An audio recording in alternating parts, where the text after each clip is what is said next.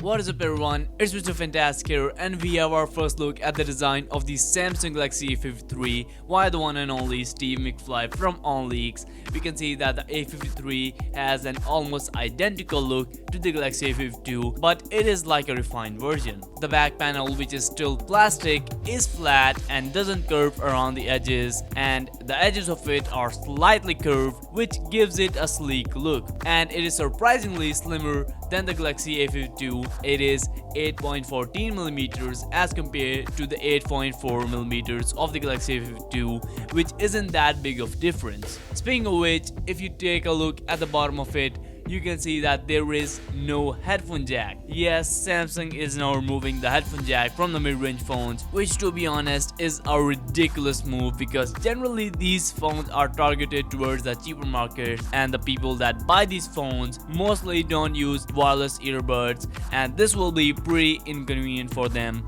So this doesn't really make any sense, but it is what it is. We can also see the Type-C port, the speaker grill, as well as the SIM tray at the bottom. Moving on, we can also see that the camera bump has been refined and now looks more like a part of the back panel and blends into it much more. The camera bump has much smoother curves and that give it a seamless look and feel. While it wasn't smooth on the Galaxy A52, it kind of reminds me of the camera bump of the Oppo Find X3 Pro, which was also a part of the back panel and had smooth curves, and it also looked really good. So hopefully this will look good too. And it is also confirmed that there will be quad cameras on the back on it too, which will be pretty similar to the Galaxy A52. We can also see the 6.5-inch 1080p AMOLED display on the front with the hole punch in the middle and a 120Hz of refresh rate.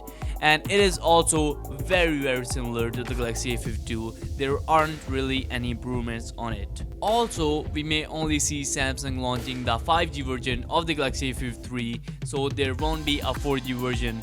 So you can expect a bump in the price as well as a much better and faster chipset. As for now, we don't really have much on its specs, but I'll keep you guys updated, so stay tuned for that. Let me know in the comment section below what are your thoughts on the new design and the subtle changes, and will you be buying it or not. Thanks for watching, drop a like in this video, and if you're new to the channel, make sure you subscribe with that bell icon. I'll see you guys next time, and up until then, take care and be fantastic.